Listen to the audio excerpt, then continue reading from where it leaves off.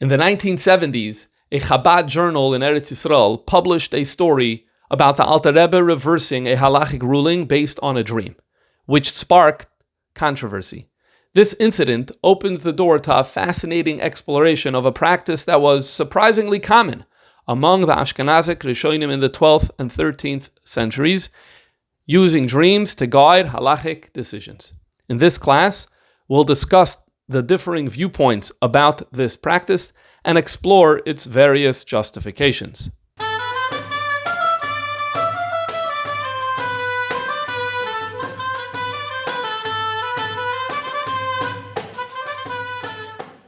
There was a journal that used to come out of Eretz Yisrael that was called Biton Chabad.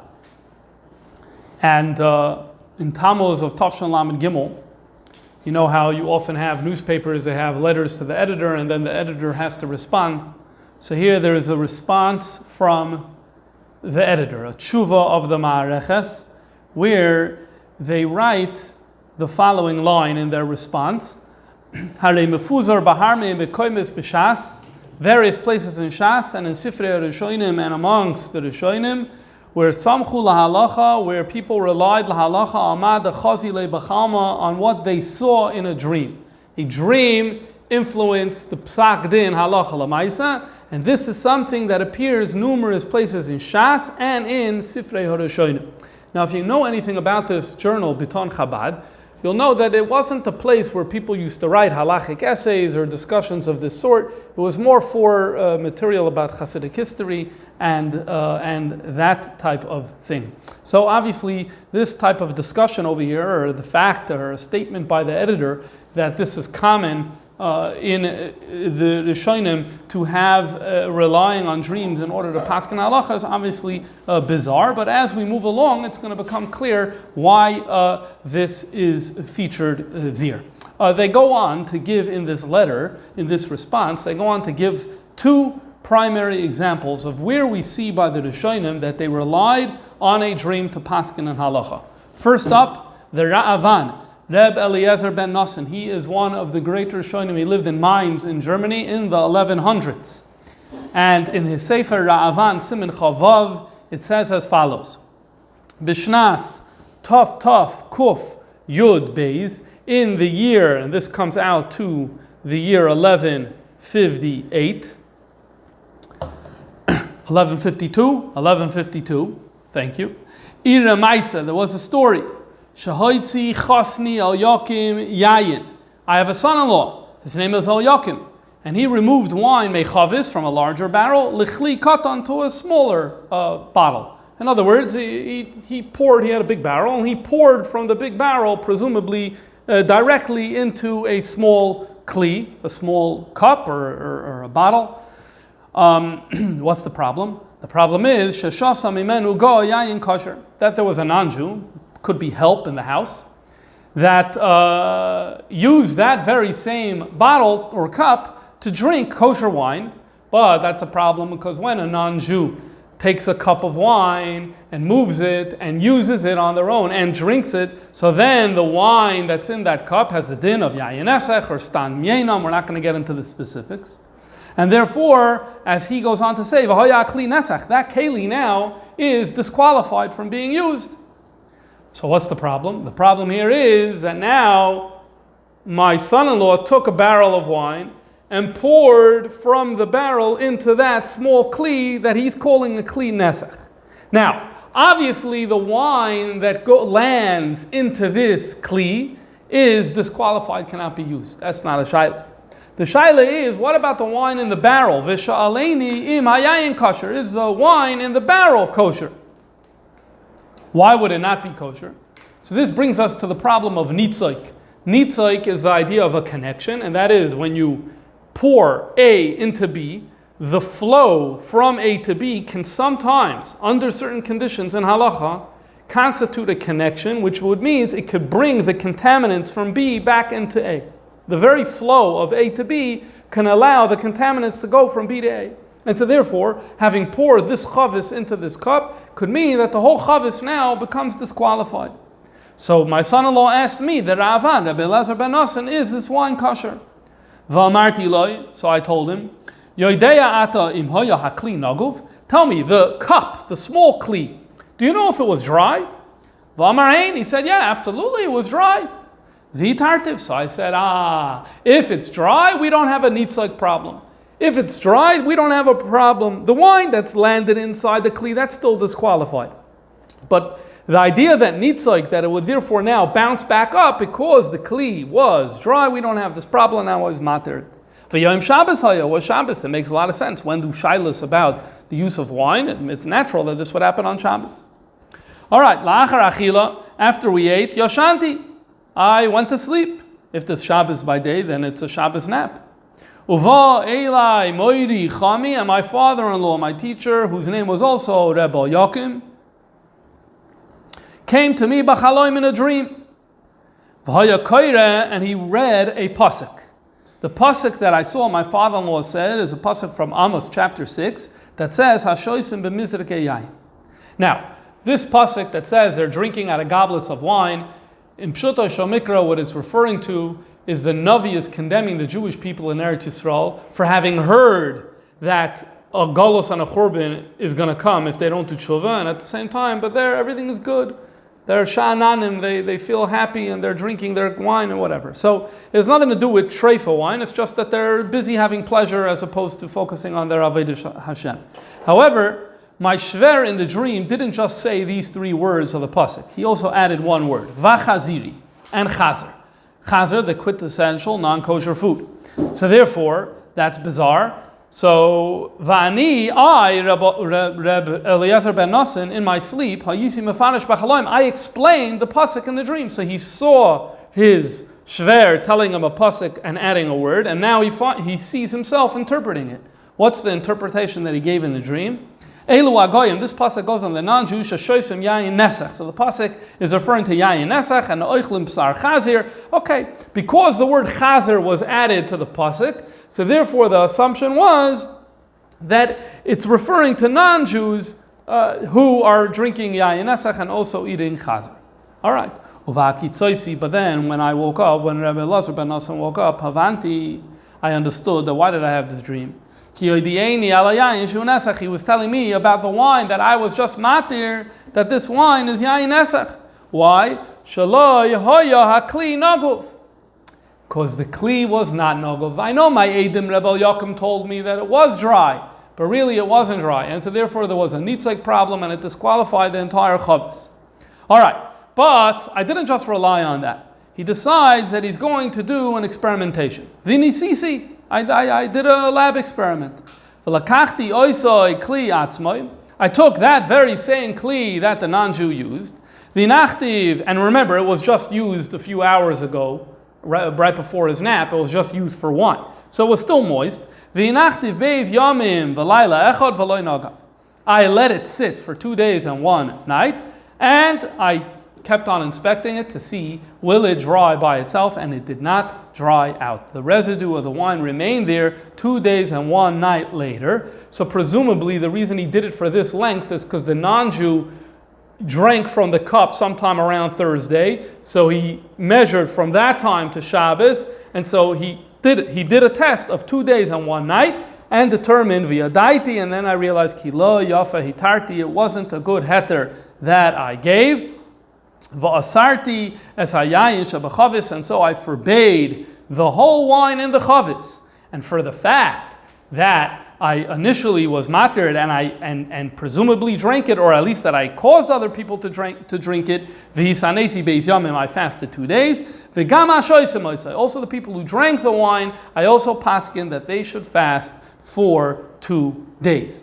This is the story that Rabbi Elazar ben Nosson says, and it's a very interesting story, but the key of the story is that a Rav paskin one way, and then he changed his psak and determined that he made a mistake in his initial psak because of a dream. This is the first story that the editors of Biton Chabad in the Tammuz Tavshan Lamed Gimel edition put in to prove their point.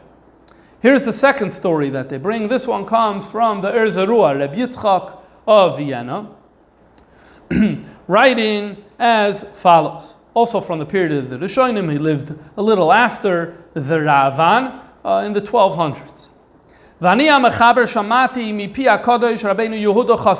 I heard from the holy Rabbi Yehuda Chassid.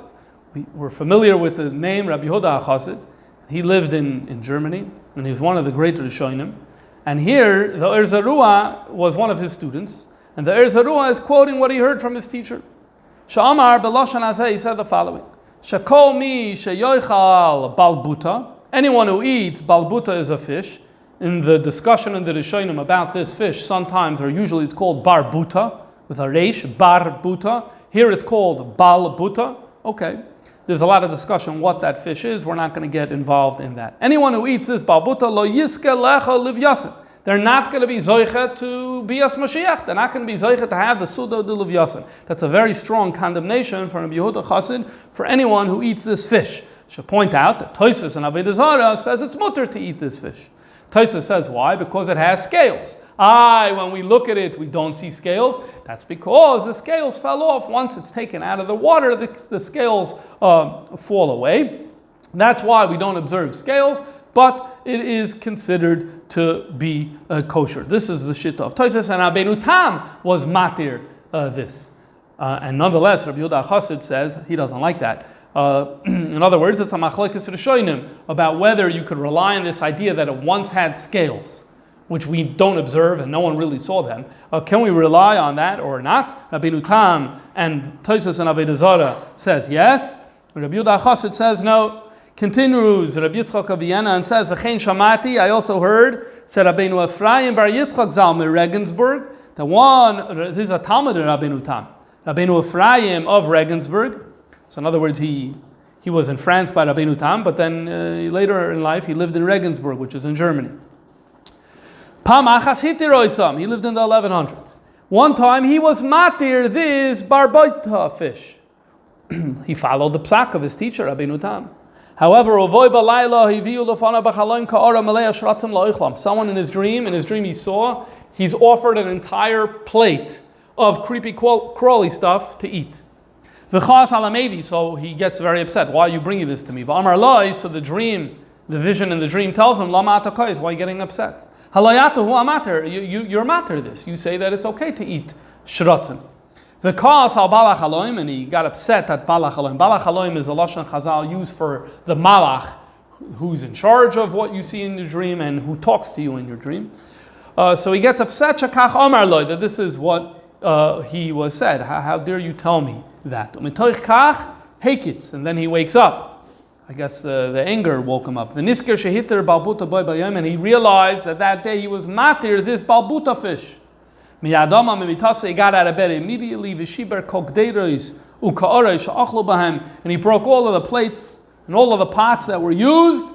All of this seems to be part of the teaching of Rabbeinu Yehuda Chassid that's being quoted by the Er Zarua Rabbi Yitzchak of Vienna. And the passage concludes saying, anyone who's machmir and doesn't eat this fish, he's going to have bracha. So it began with a curse, that one who does eat it won't be zoicha for the livyasan, and it concludes with a bracha. The reason why you have this curse and you have this bracha is because there were many Yereim v'Shleimim who followed the psak of Tosfos and Rabbeinu Tam and did eat this fish under the assumption that it did have scales that at some point disappeared. But Rabbeinu Yehuda Chassid and his student the Er Zarua is quoting this is not too excited about this. This is the second story that the editors of Biton Chabad brought in this letter.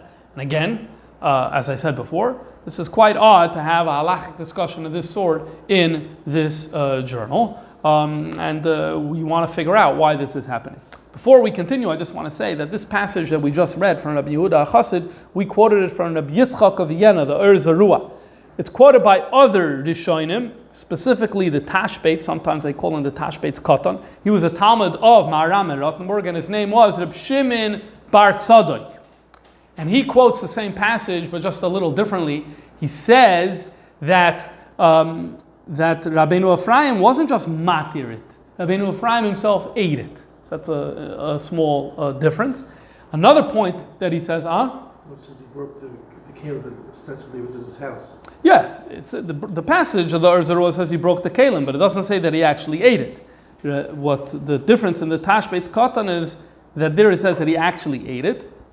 Number one. Number two is that he says over there that the in his dream the person talking to him had a long beard and flowing long hair, and when he woke up he knew it's Eliyahu Hanavi. Right. So now we have a little bit of a description of what Eliyahu Hanavi looks like in a dream. You could read up and the Tashbet Katan. Okay. So why are we having this discussion in the Biton Chabad of Tammuz Tov Shel Lamed Gimel?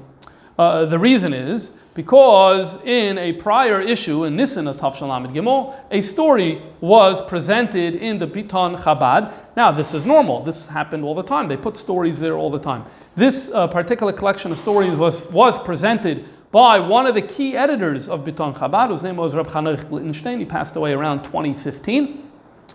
And here goes the story. I'll summarize the story that was presented there. It says, there's a story from that the Reb Marash related, that in Liadi, they once slaughtered an animal on Erev Shabbos on Friday. And then there was a shaila on the kashrus of the animal, and it's a matter where the Taz and the Shach have a dispute. The Taz says it's kosher, and the Shach says it's treif. So this is a machlokes between two of the Gdolei HaPoskim in the 1600s, the commentators on the Shulchan Aruch, the Taz and the Shach. So the rabbi of Liadi wanted to paskin like the Shach, wanted to be machmer and to disqualify the animal. But they decided, you know what, let's ask the Alter Rebbe. The Alter Rebbe is in Liadi, let's ask him. So they brought the question to the Alter Rebbe and he said, no, we're going to paskin l'kula like the Taz. And so everyone is happy that the animal is kosher, and so everyone buys meat from the butcher, l'chaved Shabbos. Okay, now it's later on Friday, and it's time to daven mincha, and the Alter Rebbe davens mincha, and his Shemona Esrei, he's standing in his Shemona Esrei longer than the norm. After Shemona Esrei, he asks that they make an announcement that the shaila about the animal is treif, and all the people, therefore, are not, they didn't end up eating meat that Shabbos. There was no available kosher meat. Everyone was very perplexed by why the Alter Rebbe changed his mind. Finally, on Motzei Shabbos, Rabbi Yosef, who was the son of the Darshan, the Maggid and Lubavitch, he asked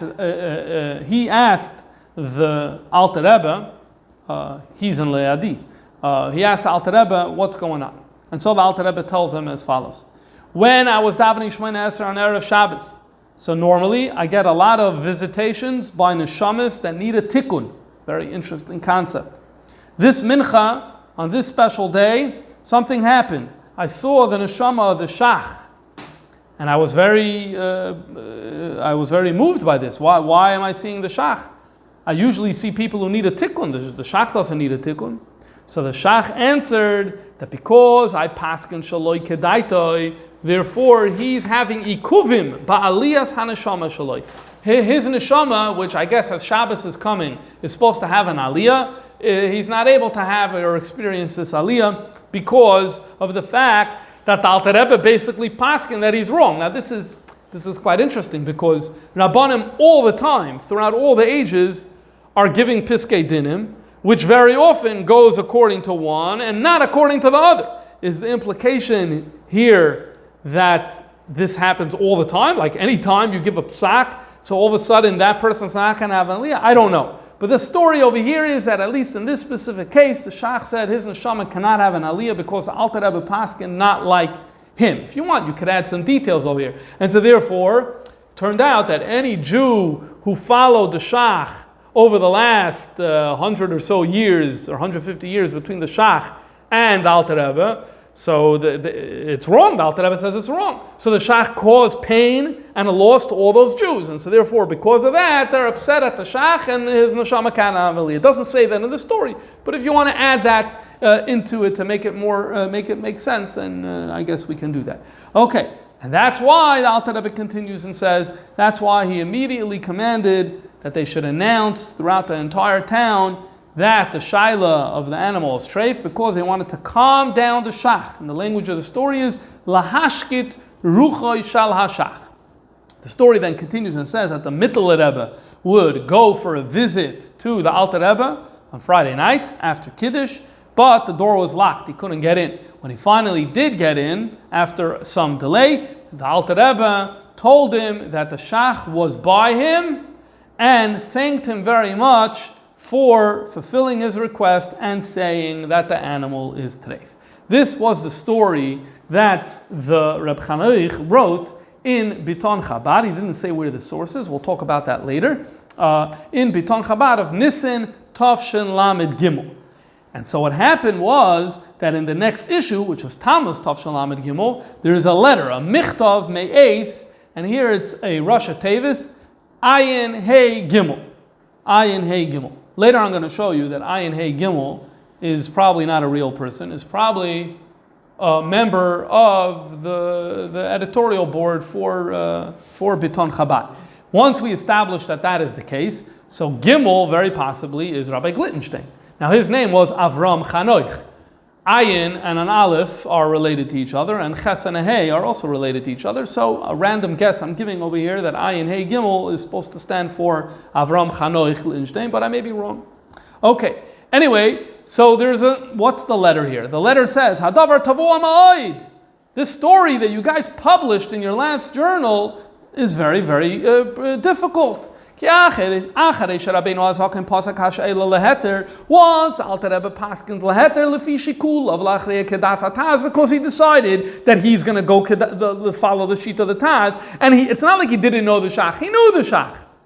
And Aval Bekain, he didn't want to go that way. Im Kain, what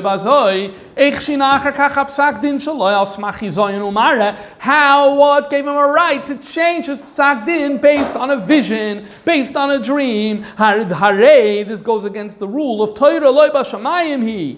We'll see where these words are coming from in a moment. It goes against some of the basic fundamentals of how we paskin. Specifically, we don't paskin based on visions and we don't paskin based on dreams. And so therefore, Ayin, Hey, Gimel is asking, how dare you guys write this story, and the story doesn't really make so much sense. And now you could understand why they felt they needed to give the answer. This halachic discussion with the precedent that we saw before is the answer that they gave in that same issue alongside Ayin Hey Gimel's question. They presented the answer. But first, let's elaborate a little on the sources that Ayin Hey Gimel brought. He says, Toida loy b'shamayim hi and ein mashgichin v'chulu. What is he referring to? He's referring here to the famous passage in Chazal and Baba Metzia Daf Nun Tes Amid Beis. There, it deals with a question of Tuma and Tara that we're not going to elaborate upon at all. This is known as the Sugya of Tanur Shalachnoi. And basically, Rabbi Eliezer wanted to say one way, and Rabbi Yeshua and all the other Chachamim went in the other direction. And the Gemara says, Rabbi Eliezer tried bringing all the arguments in his arsenal to try to convince the other side that he's right. The people did not accept him. The people of the Sanhedrin, the other Tanoim, did not accept. And it goes on to then say that he started performing miracles. Various physical miracles. For example, the first one is he had a tree move. And he said, look, the fact that this tree is going to move proves that I'm right. They said, we don't bring rayas in the academy from trees. And like this, he did 3 different things. And then after those didn't work, Chazar v'amar lehem, he then said, if the halacha is like me, min hashamayim yochichu, heaven itself will demonstrate this. And at that moment, Yatzal Baskel, a heavenly voice was heard, v'amra, and it said, translate this like, why are you arguing with Rabbi Eliezer? If the halacha is always like him all the time. And so now it sounds like that heaven itself, God himself, the Baskel himself, the Malach himself, however you want to understand this, has just made a statement that halacha is like Rabbi Eliezer. What are the rabbis going to do now? Amad Rabbi Yeshua, Raglav Amar, Rabbi Yeshua rose and said, and he quoted a pasuk in Dvarim, Sefer Dvarim, Loi b'shamayim hi. The Torah is not b'shamayim. Now in Pshutoi, Loi b'shamayim hi is saying that it's not too far away from you that you can't observe it. However, that's not what Rabbi Yeshua meant over here. What Rabbi Yeshua meant is something else. As the Gemara goes to explain, "My loy b'shamayim," what did he mean by quoting the pasuk loy b'shamayim? Amar Rabbi Yirmiyah. So the Amoyer Rabbi Yirmiyah said, "Ein anu mashgichin b'baskol." This means that we don't care about. We disregard heavenly voices, and the reason is because that is not how we paskin. Instead, we have a different way of paskening. Shekvar kasafta bar Sinai b'Torah, because on Har Sinai, the Eibishter said that it should be written in the Torah, Acher Rabim lahatos, you follow the majority. And that's how we paskin. And here we have a majority of the Sanhedrin that, for reasons that we don't need to get into now, they decided that the din is one specific way. And so therefore, you can hear baskels from today to tomorrow, but that's not how Hashem wants you to paskin dinim. Hashem himself said, I don't want you to paskin that way. And this is the words, Einanu mashgichim bebaskel, we disregard the baskel, and Torah loy bashamayim. Now, this obviously raises a question. If so, then why would Hashem allow that voice to be sounded? Why would that voice come from heaven if Hashem himself doesn't want you to listen to such a voice? This is a very good question, and a lot of ink has been spilled on this particular question. However, it takes us a little bit beyond what our focus needs to be in the class today, and so therefore we're going to leave that as a hanging question, and we're not going to get into it. But now you know what the letter from Ayin Hey Gimel was referring to. He's essentially asking, how could you say that the Alter Rebbe changed his psak din based on a vision of the Shach coming to him in a dream? That sounds awfully similar to the concept of a baskel, Torah leba shamaymi, emashgichim baskel. This is something that we are not allowed to do. The idea that this is something that we don't do expresses itself interestingly in a tshuva from another one of the Balei HaTosis, the Rid, Rabbi Yeshaya of Trani. Rabbi Yeshaya of Trani was from Italy. However, he went to Germany and he learned together with the Balei HaTosis there, and then he moved back to Italy. And some of the Masechtas, and they have on the side, Tosis Rid. The reason I think they use the word Tosis is because he really is from the Balei HaTosis. He's from that school. He writes as follows. He has a tshuva in Siman Kuf Yud Beis with a shaila in Treifus that we're not going to get into at all. And he brings many academic halachic arguments for why he is right. Specifically, the animal is treif. If it has this specific condition, it's treif. Now the problem is people disagree with him. So he spends many paragraphs saying, proving from Gemaras that they're wrong. But at the end of the tshuva, after doing all of that, he says, although it is true that dreams don't matter for our halachic purposes, and we don't rely on them, nonetheless, I still want to tell you the following. I had a vision of Eliyahu. And I asked him about this very matter that's under dispute. And he told me, Treifa. He said that indeed I am right, it's treif. But the Rabbi Yeshaya Trani hastens to add, what am I relying on? Not on this dream. Al sugyas shitas hahalachu. I'm relying on the halachic arguments. This is very interesting, because on the one hand, he's telling you that he had a dream. But on the other hand, he's quick to say, loy mailam v'loy meridin, and we don't rely on it, and even I'm not relying on it. So then why'd you put it in the tshuva? Put it in the tshuva because he wanted us to be able to, I don't know, I'm not sure why he put it in the tshuva. Maybe it's an added booster or something like that. But what do you see from here? He's taking the Gemara from Baba Metzia, essentially, and he's saying, you're right, this is not something that we are supposed to do. Okay. So this is the background to the question that Ayin Hey Gimel is asking on this story. However, Ayin Hey Gimel goes further in his story, and he points out another thing. Not only does this seemingly violate how we're supposed to paskin, there's another problem over here. What's the problem? L'ch'oira, the Alter Rebbe now is guilty, God forbid, of gzela. Why? Because al pi Torah, everyone's allowed to eat this food. And the Alter Rebbe, in order to please the Shach, is saying, by the way, I'm taking that away from you, you can't eat it. So that's theft. And that's another problem that we have. And then he goes on to say the Alter Rebbe is causing a tircha by many Jews that they have to now kasher their kalim. So that's also a type of theft. Forcing many people to kasher their kalim only to make the Shach happy when it's hepech halacha, that's also the problem. And that's the background to the answer that we opened with. What was the opening of their answer? What was the Mareches' answer? The Mareches' answer was, hold on, you're saying this is not allowed? Guess what? We have sources. Specifically, he showed us two. They showed us the story of the Ravan, Rabbi Elazar ben Nosson. They showed us the story of Rabbeinu Ephraim bar Yitzchak of Regensburg, where in these two cases, a psak was changed based on a dream, and so therefore, it's not so terrible. That's number one. That's the first point that they're saying in their letter. But, Hagufa, you need an explanation, because it sounds, don't we have this Gemara in Baba Metzia that says you're not supposed to? So how do we reconcile that? So they dedicate in their letter one quick line for this, and that is they say that it depends. Generally, you're not supposed to rely on dreams and on baskol and other things like that for halachic purposes. However, if it's for a matter of isura, if it's to go from it's mutter to iser, and it's about being machmir, and it's about being extra from, and things like that, so then it's okay, and they bring a source in the Achronim that makes that point, and that's how they choose to reconcile this, which is helpful for their purposes, because remember, the Alter Rebbe went from Kula to Chumrah, and so therefore they think this is what's going to be okay. The problem of Gzela. What about the problem of Gzela? That's a real problem of theft. So they bring this that you're speaking about Gzela, not a problem. Hefker, Bezdin, Hefker. There's a concept that a Bezdin, and for a Rav for that matter, has the right to essentially declare my property ownerless. And so therefore, if the Alter Rebbe wants, he could basically take my possessions away. He could depossess me of my... Now obviously we're not going to get into the specifics, so when do you say Hefker or not? But the bottom line is, they're saying there is this concept. And so therefore, the Alter Rebbe is Gzela? No, a Rav has the right to do this. It's an interesting response, but this was their response. But then they said, Gam Yesh Loimer. You know what?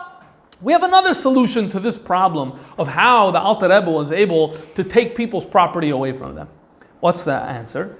Till now, what was the assumption? The Alter Rebbe firmly believed the Taz, Mutter, was right, and changed to the Shach in order to please him and make him happy. Hold on, change the calculus. Change the calculus. What happened here was that the Alter Rebbe, after he heard what the Shach said, he decided to reassess the situation and go through the arguments again. And now we realize, you know what, the Shach Taka has a better argument. So now there's no Shaila Gneva anymore. The Alter Rebbe is like paskening. He's paskening. It's aser. It's really, really, really treif, based on his new understanding. So there's no Shaila of Gezel. This is the second point that they give, and this concludes the answer that the Ma'areches gives to Ayin Hey Gimel. All right, this concludes the first part of the shir. What do we have over here essentially? We have over here is, you have a journal that printed a story. In the next issue, you have someone who protested the story, and you have the Ma'areches who gave an answer to the protest. However, as is often the case, the story has a story that's behind the story. And that is that really the Rebbe was behind this issue. Raising the problem with the story actually originated with the Rebbe. If you go to Igros Kodesh Chelech Chav Ches, page Reish Mem Vav, you'll see that in Tammuz, Tavshin Lamed Gimel, Tammuz Tavshin Lamed Gimel, the Rebbe writes the following. The Rebbe writes the following. Biton Chabad, Tzarich liyas masim kefi ha'afshari lishmoi. Biton Chabad, this journal, it has to be consistent with the mission of expressing your essentially the Chabad organ, the official Chabad organ. Uvemela muvenas ha'achrayas. This is a tremendous responsibility. And then the Rebbe says two lines here that are really, really key for this whole story.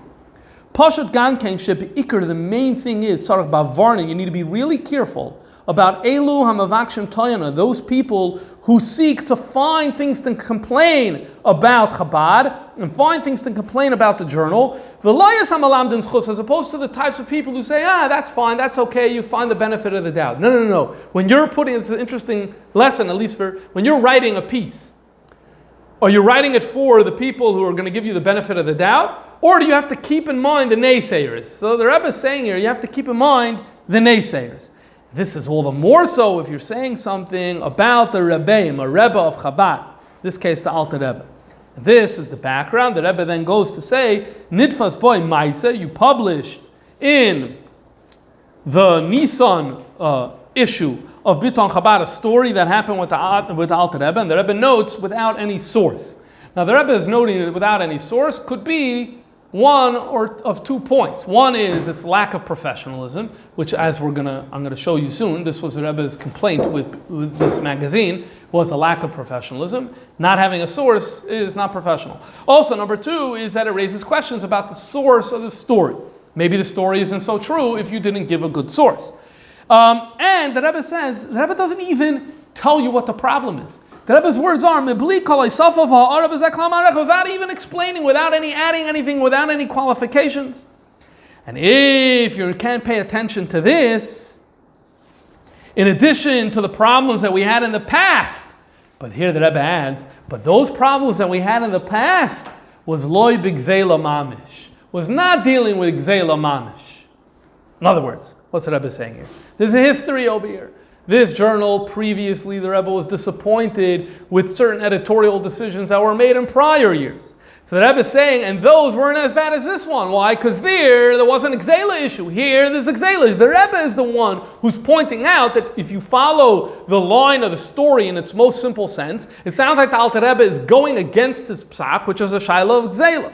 So if we still have, if you guys can't get this right, so lama yiyashina bezeh ba'asid, I don't know that there's going to be any change in the future, and so therefore I'm terribly disappointed with the direction that this magazine is going. Because the Rebbe sent them this letter, so therefore they realize they want to do something about it. So what do? What they did is that in the Tammuz issue of Biton Chabad, they presented the question. They didn't do it in the Rebbe's name, obviously. They did it in Ayin Hey Gimel's name. And then they presented the answer. And like this, they're giving the comment that the Rebbe says, the qualifications, the explanations, that the Rebbe said was so missing in the earlier issue. However, as it turned out, the Rebbe was not at all satisfied by this response. And the Rebbe wrote another letter, and this one is from Yud Gimel Cheshvan Tov Shin Lamed Daled, where the Rebbe gives 3 points, 3 problems with their fixing of the story. The Rebbe breaks it down into 3 categories. One is a Chassidisha protest. The second one is a Nigla protest. And the third is a Balabatisha protest. So what's each one? So the Rebbe, basically, the Rebbe's first point, the Chassidisha protest, is as follows. When you read the story initially, what's your emotional reaction when you read the story initially? Wow, look how great Alter Rebbe is. The Shach L'mayla, his destiny depends on who? The Psak of the Alter Rebbe. Wow, look how amazing the Alter Rebbe, is. And the Shach has to come begging and pleading by the Alter Rebbe to change the Psak for whose benefit? For the Shach's benefit. Okay, so that's what the story was initially. But then, what did they bring to back up the story? They brought sources in the Rishonim. Sources in the Rishonim pull in a very different direction. Because in the Rishonim, you don't have a person in the dream coming and pleading with Rebbe Ephraim of Regensburg or pleading with the Ra'avan, Rebbe Elazar ben Nosson to change his psak. No, that's not what happens. What happens is farker. Someone comes to them and says, you're eating shkotzim. You're eating these treifa things. You have yayin esech. You have chazer. So it's heaven basically intervening to save these rabbis. So if you're using that as your justification for the story in the Alter Rebbe, and you're saying that's what's backing it up, so then all of a sudden now you're flipping the story. That the Shach is coming to what? To save the Alter Rebbe. That's not such a chassid of the Alter Rebbe. What was that? The Shach is coming to save the Alter Rebbe. No. If you're using the Rishonim as the justification, then it means if you're saying that it's similar, so the Shach is coming and saying, just like Eliyahu Hanavi or the Malach or the Shver, Rebbe Yokim came and said, this is Chazer, this is Yayin Nesech, this is Shkosim or Ramasim. The Shach is going to say, by the way, I'm coming here to save you. But it goes moreover. Because what happens over here is they also added that the Alter Rebbe reassessed the matter. Remember? The Alter Rebbe reassessed the matter and decided the Shach is right. So that also lends itself to this new way of understanding the story that essentially the first time around, the Alter Rebbe got it wrong. The Shach came and saved the Alter Rebbe. So first of all, it's inconsistent with the end of the story. Because the end of the story is the Shach came to say thank you. Why does the Shach come and say thank you? The Alter Rebbe should say thank you to the Shach. So number one, it doesn't work with the ending of the story. But number two, the Rebbe writes, Chassid Amiti of the Alter Rebbe will never say such a story. The story you guys wrote, that's a Chassidish story. That a Chassid of the Alter Rebbe would say. But once you infuse it with your new interpretation, no Chassid would say this story. That's the Chassidish comment that the Rebbe has. Number two, the Nigla problem. We say Hefker Bezin Hefker. What does it usually mean when we say Hefker? That halacha could tell me I don't own something. It means I don't own it anymore. It's not mine.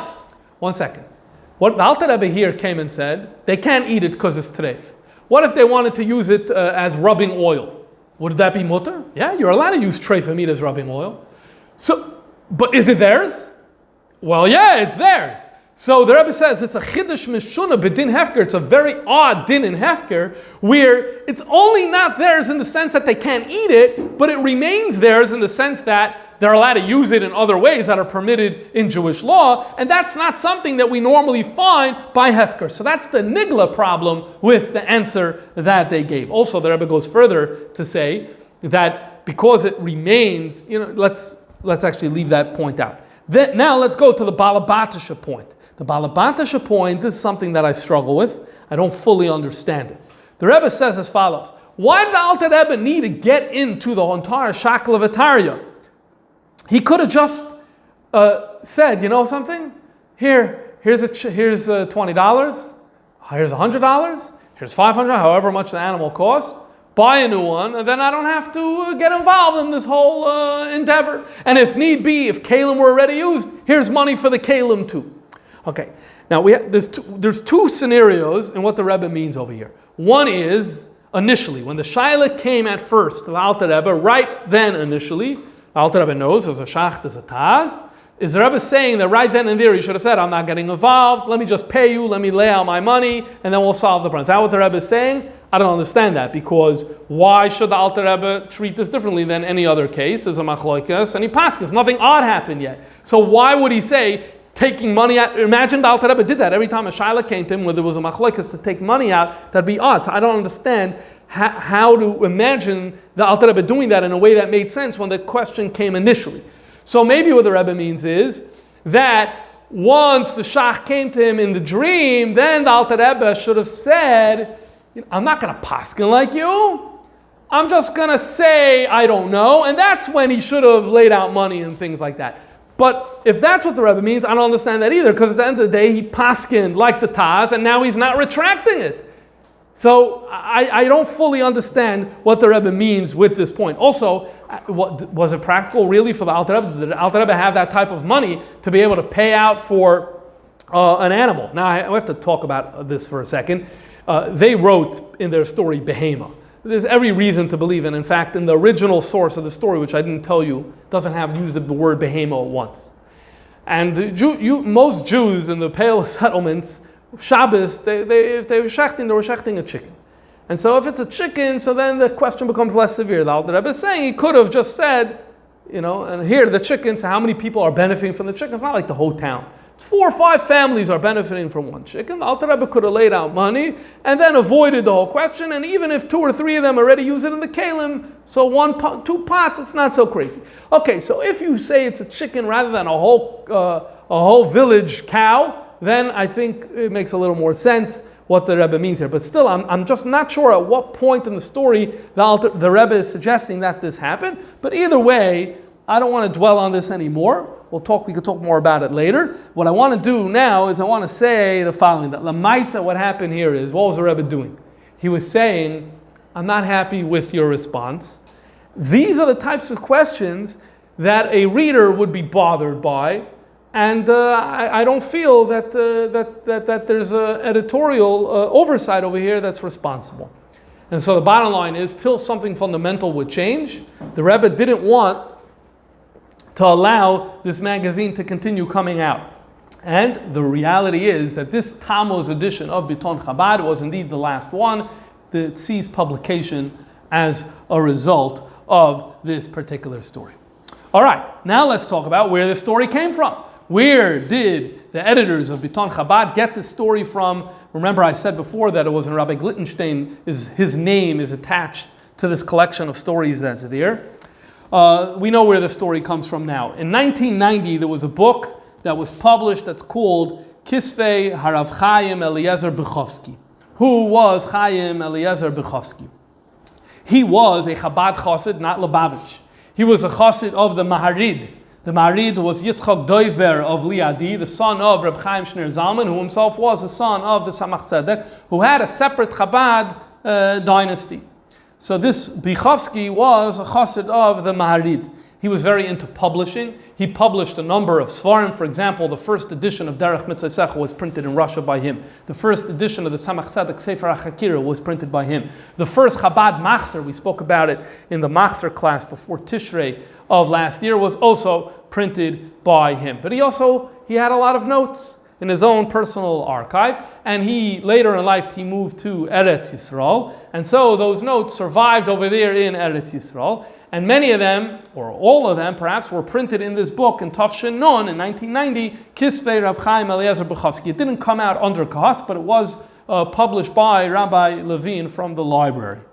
And what's interesting, I'll tell you, is that this Buchovsky's yahrzeit is Yud Zayin of Tov Reish Pei Dalid, so that's tonight exactly 100 years ago. So that's pretty cool. Anyway, the story is there word for word. Basically word for word with the, as I mentioned before, just it doesn't say Behema over there, it doesn't say Tarnagol either, but it doesn't say Behema. So this is the source of the story. And it's on page Sadech where he says, I heard the story from the Shochet in Yartseve, who heard the story from the Shochet in Smolensk, who heard the story from the Rebbe Maharash. This is the source of the story. Is that a good source? Yes, it's a pretty good source. However, as I'm going to show you now, that in fact, there is additional good sources about this particular story. We're coming up now to Chavav, 80 years from the Rebbe's father's yahrzeit. In Tafshin Yud, in the summer of 1950, the Rebbe asked Reb David Raskin to write something for him. Reb David and his family were in Almaty, Kazakhstan, when the Rebbe's father was there in 1944. So the Rebbe asked Reb David if he could write all his memories about his father, and for him to read, and to ask his father, Rabbi Yaakov Yosef, who lived in Eretz Yisrael, to do the same. Reb David Raskin asked the Rebbe, maybe, I don't remember so much 6 years ago, maybe if I go to your mother, Rebbe Sanchana, and I speak to her, maybe it will bring back some memories. The Rebbe said, no, please don't talk to Rebbe Sanchana about this, because I don't want to cause her any pain. We have the actual letter. It was printed in Chura by Rabbi Manchan. We have the actual letter where Reb David Raskin writes all this information to his father. And then we also have the actual essay that Reb David Raskin wrote and gave into the Rebbe in the summer of 1950 about his father. And he writes over there that it was the first week after Reb Levi Yitzchak came to Almaty, and he said a story at a bris. And the story at the bris, you're going to see there's some differences in the story, but it's essentially the same story. Let's read the story. It goes as follows. Once it was in Liozna, he thinks, Reb David Raskin thinks it was Liozna, doesn't remember. There was a shaila on an animal, and the story was Erev Yom Tif. The rabbi of the city said he can't paskin the halacha, okay, and go ask the Alter Rebbe. They came to the Alter Rebbe. The Alter Rebbe said that it is kosher, because it was Shas Adchak, and it was Erev Yom Tif, and it was a Hefsid Meruba, and that's why he said we could say that it is mutter. The next morning, the Alter Rebbe sent a shliach that he should go tell the butcher that the behema is treif. Then they asked the Alter Rebbe, why did you say lechatchila that it's kosher, and then in the morning you changed your mind? So he said that at night, the shach came to me in a dream, and he asked me to make the behema treif, because that's what he holds. And once the Alter Rebbe said it's kosher, it caused a yerida. It caused a yerida to the shach. The earlier version, he couldn't have an aliyah. In this version, it caused a yerida. And therefore, and if you do this, he's going to do a favor to the Alter Rebbe. And the favor is that when the Alter Rebbe davens, he rolls on the floor, and his tefillin get moved, and they're not in the proper place. And so as a result, and so that's like, you're going to do something nice for me, I'll let you know that this happens. And the Alter Rebbe then bought a mirror in order to use to observe the location of his tefillin. This is the story that the Rebbe's father said in Almaty, sometime at the beginning of Tafshin Dalid, when he first came to Almaty at a bris. This is not the only source of this story. As my friend, the great scholar Reb Shmuel Super, has pointed out, firstly, he's the one who called my attention to this, and it's quoted in numerous other books In Chabad, for example, in Shmuz V'Sipurim, two separate occasions and two different collections of stories from two different Chassidim, they have it, and it's this version. You could tell it's this version. It's at nighttime. It's not at mincha. There's a few specifics that go in this specific story version. The tefillin part that you didn't have in the Bichovsky version, which you have over here. This is brought in Shmuz V'Sipurim twice. It's brought in Likutei Sipurim of Perlov and others as well.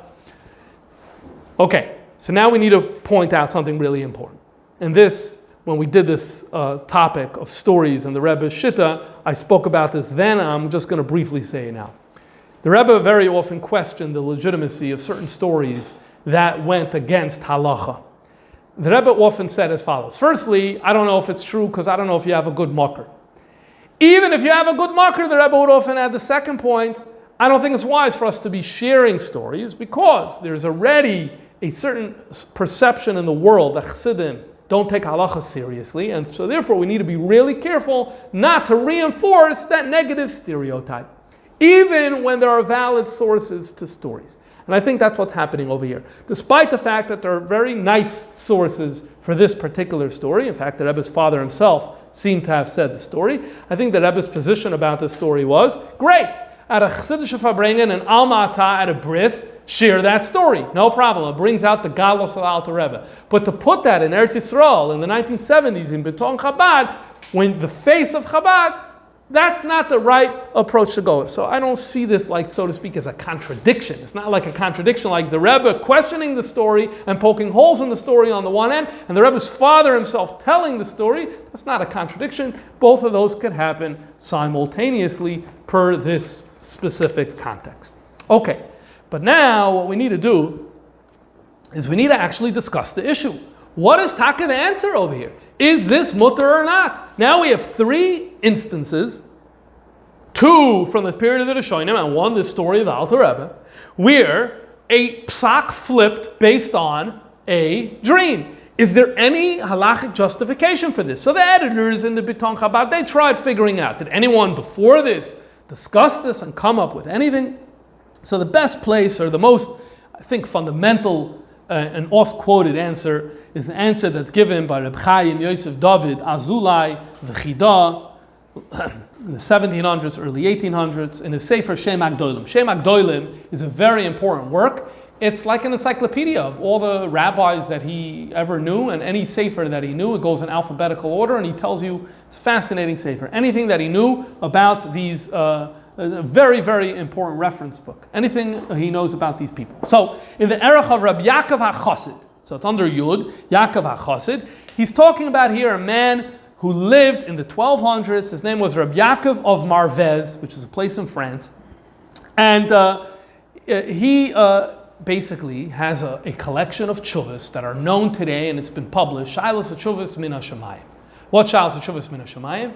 He would do a Sheilas Cholim, where he would write, and he gives you the text of the question, the halachic question that he would write, and then he tells you the answer that he saw in his dream, Min HaShamayim, the answers that he was given in halacha. So the Chida asks the obvious question, what is going on over here? Loi b'shamayimi, ein mashkichim b'baskot. Says the Chida gives a simple answer, which I'll summarize as follows. He says, normally it is true that we're not going to use a baskoil or a dream to override halacha or to change halacha, like in that case where the majority of the Sanhedrin wants to go one way and Rabbi Eliezer wants to pull in the other direction. Sorry, we're not going to listen to a baskoil. However, what if you have a situation in where the Sanhedrin is debating an issue and it's 50-50, or they can't decide, no one knows, anything like that? So he says over here, what am I going to say? I basically have no out. You're going to say, yeah, use your seichel and try to figure it out. That's what they're doing. And no one could decide. So the psak was never given. Loi kamar v'loi kamar. So over here, if that's the case, and then a baskel comes, number one. But number two, there's something else that's important over here. The baskel can introduce a new argument. It can't introduce something from left field. It has to it has to confirm one of the two positions that's already debated, which we know are good, which we know are on the table, then that's okay. Then you're allowed to go with the Baskel and you're allowed to go with the dream. And in fact, there's a Gemara that says, Beis Shammai and Beis Hillel were arguing, and a Baskel came and said, halacha is like Beis Hillel. Says he, what was going on over there? They couldn't figure out. Does halacha like Beis Shammai and Beis Hillel? It was a 50-50. In those cases, then you're allowed to use the Baskel to paskin like Beis Hillel. Then he says, Kol shekain, Bizman harabanim achar go'inim. He says, in the time of the Mishnayos and the Gemara, and even in times of the go'inim, from time to time, they would all gather together and they would resolve all the big questions.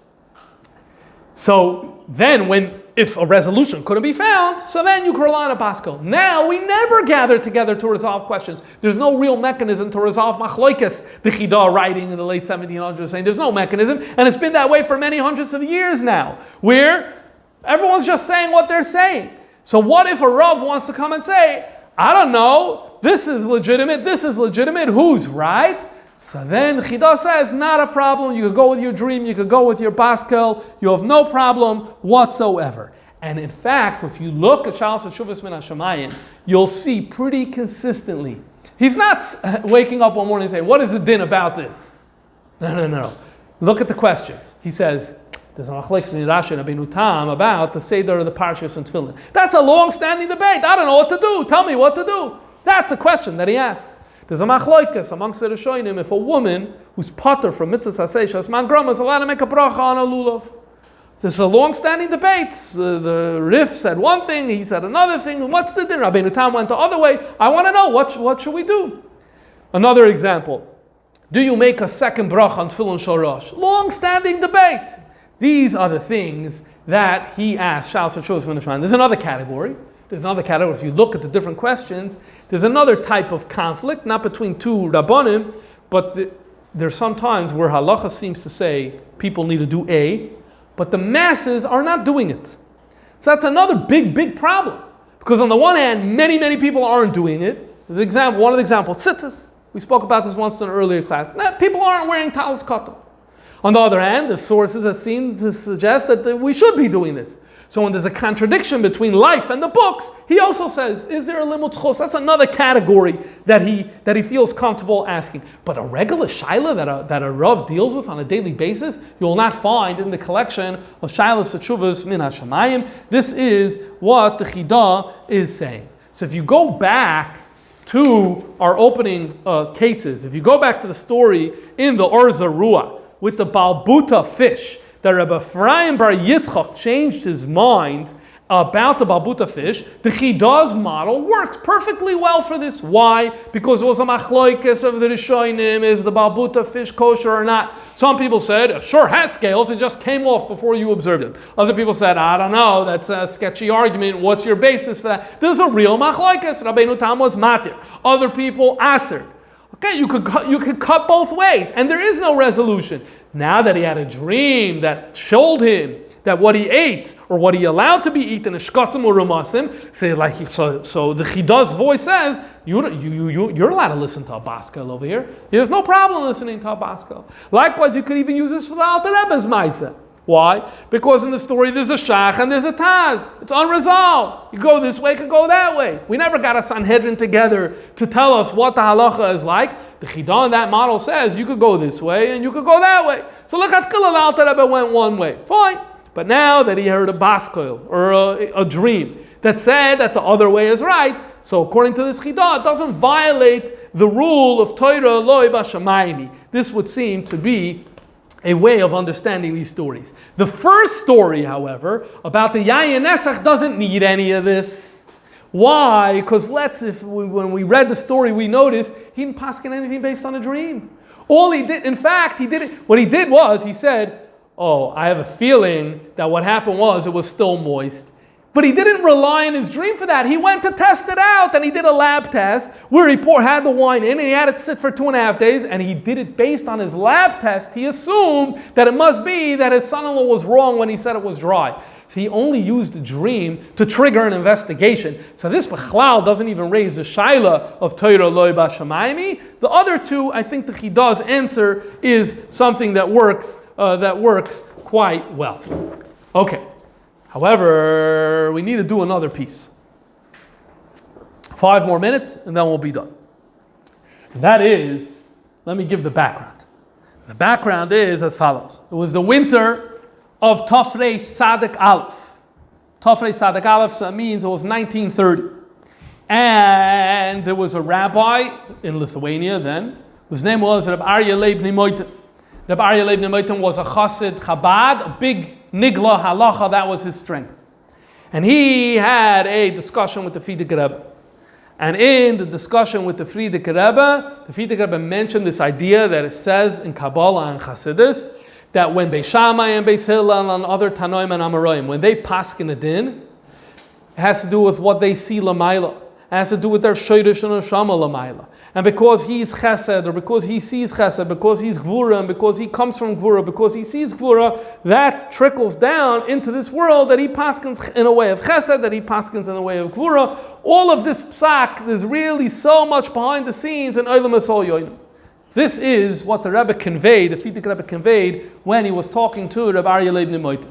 Reb Aryeh Leib Nemoitin wrote a letter to the Frierdiker Rebbe asking the question, how could this make sense according to the rule of Torah Lo B'Shamayim? How could you say this about the Tanoim and Amoraim? Frierdiker Rebbe wrote a response to him. The Frierdiker Rebbe wrote a response to him. Now what's interesting is, in Heichal HaBaal Shem Tov a few years ago in this journal, they have his letter that he sent to the Frierdiker Rebbe with all the sources about the problems with saying like this.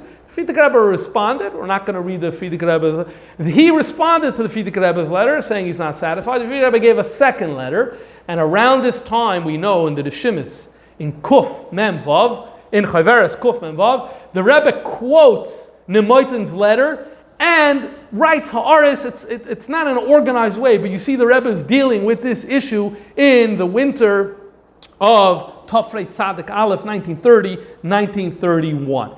And at around this time, or a few months later, the Rebbe does something interesting. He sends the question to his father. He sends it because his father is the Chamakubal. So this question is a great question to ask the Rebbe's father, Reb Levi Yitzchak, who was in Russia at the time, in Yekaterinoslav, or then it was called Dnepropetrovsk. And we have the letter that the Rebbe's father sent to the Rebbe is printed in Likutei Levi Yitzchak in Igros, page Reish Samach Gimel.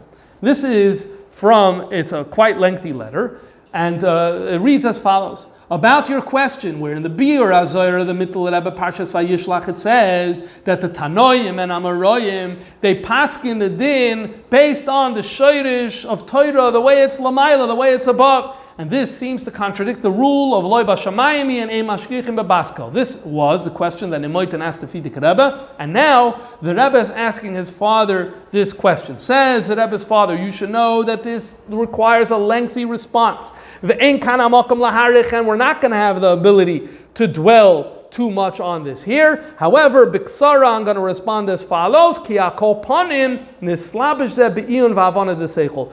That it originally begins taka as a mystical, spiritual, soul-based, olam esol yoinim-based thing. But Torah Lo B'Shamayim, it can't remain that way. It can't remain that way, and you paskin. No, then it has to come into your seichel. You have to have integration where it makes sense in your mind. Then you don't care what the background was. We don't care about the spiritual backdrop if at the end of the day what the person had is full intellectual integration, then no problem. Torah Lo B'Shamayim and Ein Mashgichim B'Baskel. So in other words, you would read as follows. When do you say Torah Lo B'Shamayim and Ein Mashgichim B'Baskel? You would say that means do so brainlessly. But to do it with a brain, where a person considers what's being said and is integrated, that's not a problem. The Rebbe's father goes on to say another point that I'm going to skip due to a lack of time. And I'm going to say as follows. Throughout the years, the Rebbe used this beer from the Rebbe's father on numerous occasions in Likutei Sichos. A few times this comes up, where the Rebbe asks this style question: how could a Navi have issued a psak? How could it be Ruach HaKodesh? How could it be a dream? And the Rebbe uses this idea that says, the Chidah gave his answer. Here's a different answer. The answer is that all that type of stuff is okay as long as the person has a thorough and honest intellectual under exercise after the mystical event. This is considered kosher and fine. One of the times the Rebbe does this relates to this week's parsha in Parshas Eikev. And with this we're going to conclude, because you have the sefer that's called Sefer Mitzvahs Gadol. Sefer Mitzvahs Gadol was written by Reb Moshe of Kutsi in the 1200s. He's one of the French Balei HaTosfos. And he wrote a Sefer HaMitzvahs. He takes the Taryag mitzvahs and he writes a little bit about each mitzvah. Obviously, one of the things he needs to do is he needs to figure out what are the 613. What are they? The Gemara says it's 613, but it doesn't tell us what those are. So many have labored over this issue. B'chlalus, he follows the Rambam. However, in the case of Lavin, in 16 cases, he disagrees with how the Rambam counts a lav, and he disagrees. One of his disagreements is, and he writes, that he had a dream. They said, Shachachta ha'ikar, you forgot the main thing. What was the main thing? A pasuk in this week's parsha that says, Hisham alecha pen tishkach es Hashem alekecha, don't forget Hashem. And he says he woke up in the morning and he thought about this and he realized that there's taka a lav over here. The lav is when a person forgets God, not stamazoi, but due to affluence, the person becomes proud. V'ram levavecha v'shachachtas Hashem alekecha. Psukim in Parshas Ekev, and they say, "Koichem v'otzem yadi aseli esachai lazeh." I'm a self-made man. I built myself. That's a lav. Forgetting God due to yourself becoming proud and saying, "I did it all on my own," is a lav. Shachachtas ha'ikar, and he puts this in as one of the lavin.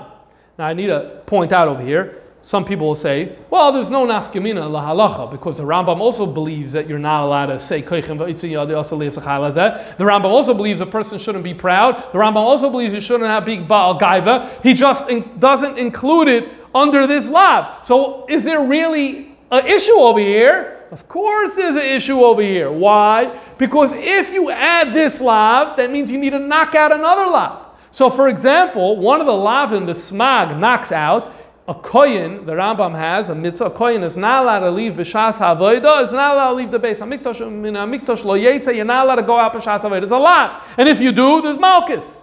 The smag doesn't have it at all. Doesn't have it at all. It's mutter. It's mutter for a kohen to go out b'shas havodah. What's happening over here? This is an important thing in the discussion of Taryag mitzvahs.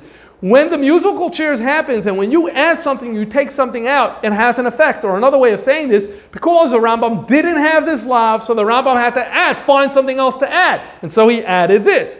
The smag, because he's including this lav of Isham Alecha, so therefore he's knocking something out. So there is a nafkamina that actually comes out practically halacha lamaisa, even though when it comes to arrogance itself, there isn't a difference. And therefore, it raises a question. What gave the right for the smag to actually do this, go based on a dream? By the way, he says this twice. He says it once in his introduction to the Sefer, and once he says it in Lav Samach Dalid, which is where he actually codifies this Lav of Yishamar Lecha. He says in both cases he had a dream. However, the Rebbe points out in the Sikha of Ekev Tafshin Yud Gimel that the solution is in the language over there.